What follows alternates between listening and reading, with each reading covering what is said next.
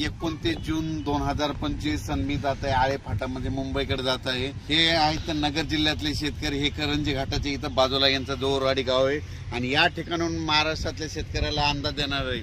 सर्वप्रथम सांगायचं झालं तर राज्यामध्ये आज 29 तारखेला सर्वात प्रथम सांगतो म्हणजे ज्या भागात पाऊस नाही त्या जिल्ह्यासाठी सांगतो की म्हणजे नगर जिल्हा, धाराशिव जिल्हा, बीड जिल्हा, लातूर जिल्हा, परभणी जिल्ह्याचा काही भाग, या सर्व शेतकऱ्यांमध्ये बऱ्याच ठिकाणी म्हणजे 10-12 दिवसापासून काही भागात पाऊस पडलेला नाही, म्हणून त्यांच्यासाठी आनंदाची बातमी।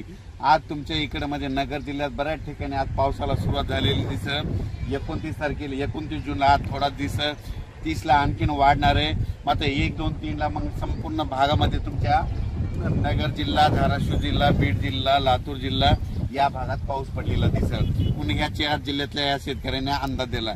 त्याच्यानंतर आपण आता पूर्व विदर्भाकडे, पूर्व विदर्भातल्या शेतकऱ्याला सांगू इच्छितो की पूर्व विदर्भ म्हणजे नागपूर, वर्धा, भंडारा, गोंदिया, चंद्रपूर, यवतमाळ, अकोला, वाशिम, हिंगोली, बुलढाणा, जळगाव या जिल्ह्यातल्या सर्व शेतकऱ्याला सांगू इच्छितो की तुमच्या इकडे 29 जूनला म्हणजे आज तिकडे पाऊस पडणार आहे, पण 1 तारखेपासून 1 जून 2, 3, 1, 2, 3 जुलैला मात्र तुमच्या इकडे मुसळधार पाऊस पडणार आहे। विदर्भ, पूर्व विदर्भ 6 जिल्हे आणि पश्चिम विदर्भ 5, 11 जिल्ह्यामध्ये मुसळधार पाऊस पडणार आहे। कुठं अतिवृष्टी होणार आहे, कुठं भाग बदलत पाऊस पडणार आहे, कुठं रिमझिम पडणार आहे। पण सांगायचं झालं तर यवतमाळ जिल्ह्यामध्ये खूप जोरात पाऊस पडणार आहे, चंद्रपूरकर देखील खूप पडणार आहे, नागपूरकडे देखील खूप पडणार आहे, अमरावतीकडे जोरात पडणार आहे, अकोल्याकडे जोरात पडणार आहे, वाशिम जिल्हा जोरात राहणार आहे, हिंगोलीकडे राहणार आहे, त्याच्यानंतर अकोला, बुलढाणा जास्त राहणार आहे, जळगाव जामोद घाटाच्या खाली जास्त राहणार आहे, जळगावला जास्त राहणार आहे। तिकडे पाऊस पडत असल्यामुळे त्याच्यामुळे जालन्याला देखील पाऊस पडणार आहे, संभाजीनगरला देखील पडणार आहे। म्हणजे सांगायचं झालं तर पूर्व आणि पश्चिम विदर्भ 11 जिल्ह्यामध्ये चांगला पाऊस पडणार आहे, म्हणून हे विदर्भ पश्चिम विदर्भातल्या शेतकऱ्यांनी हा अंदाज लक्षात घ्या। त्याच्यानंतर आपण पश्चिम महाराष्ट्राकडे वळू। पश्चिम महाराष्ट्राकडे म्हणजे आज 29 जून म्हणजे आज देखील पश्चिम महाराष्ट्रामध्ये चांगल्या प्रकारच्या बऱ्याच ठिकाणी भाग बदलत पाऊस सुरू होणार आहे।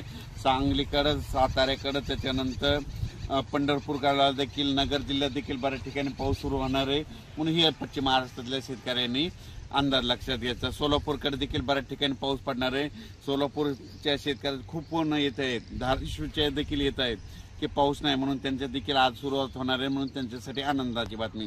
त्याच्यानंतर कोकणपट्टी आणि घाटमाथ्यावरल्या भागातल्या सर्व जनतेला आणि शेतकऱ्याला सांगू इच्छितो की कोकणपट्टी घाटमाथ्यावरला पाऊस मात्र कायम चालूच राहणार आहे, ते काय बंद होणार नाही, म्हणून हे त्यांनी लक्षात घेतलं। त्याच्यानंतर आता उत्तर महाराष्ट्राकडे वळू। उत्तर महाराष्ट्राकडे सांगायचं झालं तर नाशिक जिल्ह्याकडे जोरदार पाऊस सुरू राहणार आहे, त्यांचा पाऊस काही बंद होणार नाही, म्हणून हा अंदाज त्यांनी लक्षात घेतला। धुळे, नंदुरबार, जळगाव या 40गाव, पारोळा या ठिकाणी देखील ह्यामध्ये 29 आजपासून 29 जून पासून तर 3 जुलैपर्यंत जोराचा पाऊस राहणार आहे, म्हणून हे अंदाज लक्षात घेतला। हे झालं आता संपूर्ण जिल्ह्याचं सांगितलं। त्याच्यानंतर आपल्या बाजूला मध्य प्रदेश आहे, त्याच्यानंतर गुजरात आणि राजस्थान आहे, म्हणजे यामध्ये 29 पासून तर 3 जुलैपर्यंत गुजरात, मध्य प्रदेश आणि राजस्थानकडे पाऊस पडत असल्यामुळं त्याचा असर आपल्या महाराष्ट्रावर उभी होणार आहे, म्हणून हे त्यांनी लक्षात घेतलं।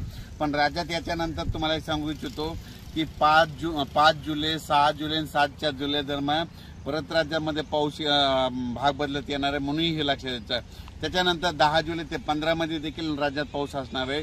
म्हणजे सांगायचं झालं तर राज्यात असा एकदम 1 महिन्याचा, 15 दिवसाचा, 20 दिवसाचा खंड पडणार नाही, पाऊस येतच राहणार। आज ह्या भागात राहिला तर दुसऱ्या भागात राहील, पण राज्यात पाऊस कंटिन्यू चालूच राहणार आहे।